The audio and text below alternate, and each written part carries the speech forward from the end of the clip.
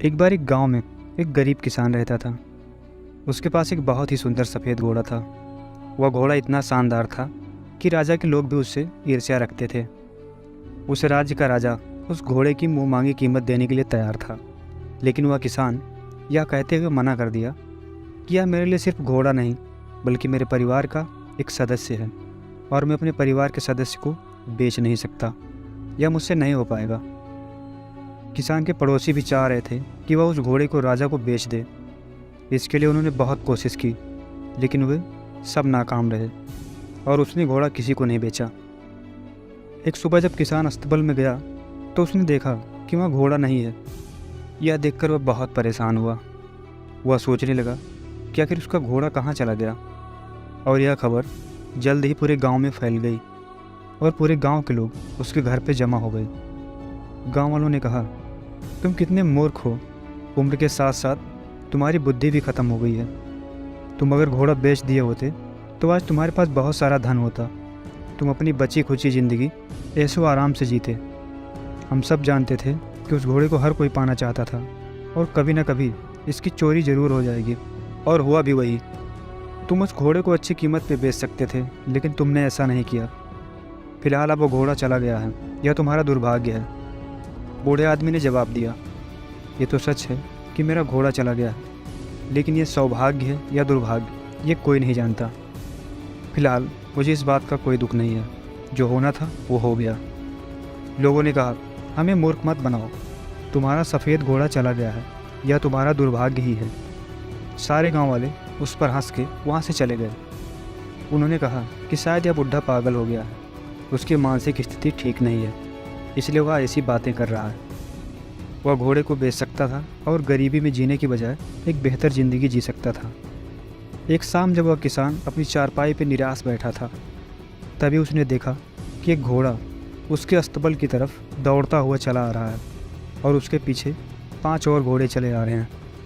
नज़दीक पहुंचने पर उसने देखा कि यह तो उसी का घोड़ा है और अपने साथ 5 और जंगली घोड़ों को लेके आया है।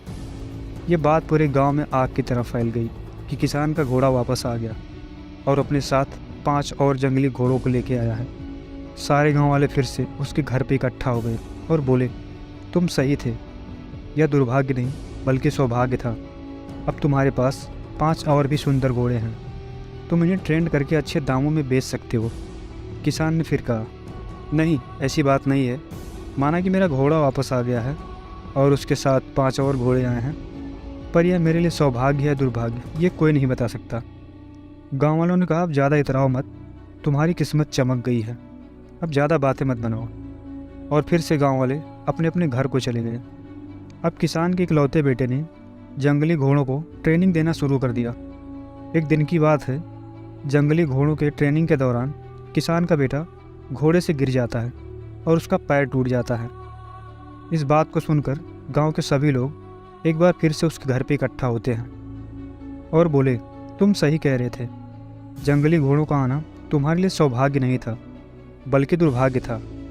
उनसे गिरकर तुम्हारे बेटे का पैर टूट गया है और तुम्हारा बेटा घायल हो गया है। इस बुढ़ापे में अपने अपाहिज बेटे का क्या करोगे? किसान ने कहा, हाँ, ये बात तो सच है कि मेरे बेटे का पैर टूट गया है और वह अपाहिज हो गया है, लेकिन मेरे लिए यह सौभाग्य है या दुर्भाग्य है ये किसी को नहीं मालूम। फिलहाल जो होगा देखा जाएगा। सारे गांव वाले फिर से अपने घर को चले जाते हैं। एक महीने बाद पड़ोसी राज्य उस राज्य पर आक्रमण कर देता है। युद्ध के कारण गांव के सभी युवाओं को सेना में भर्ती होने के लिए मजबूर होना पड़ा।